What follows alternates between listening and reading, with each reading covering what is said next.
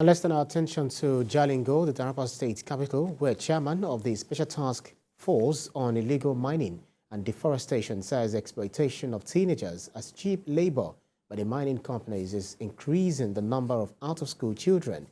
Brigadier General Jeremiah Faransa said most of the government forest reserves in the state have now been turned into mining sites by illegal miners. Our correspondent Olabi Adenusi filed in this report.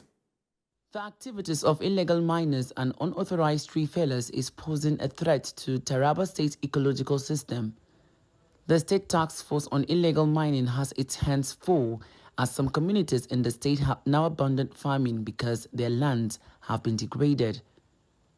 As if that is not bad enough, a lot of school-aged children are now being recruited by illegal miners as cheap labor. In Dogoyasu, if you watch the video, you see youths or children between the age of 18 to 25 years. Those children are supposed to be in school, but they resort to mining because that is maybe the cheapest way of making money, or the companies decided to make use of those children because of cheap labor. Because when we interviewed most of them, they are given between 500 naira and 1,000 a day. While the state is not against the activities of investors in the mining sector, the major concerns revolve around due diligence and environmental protection. The companies, whatever shouldn't deceive themselves.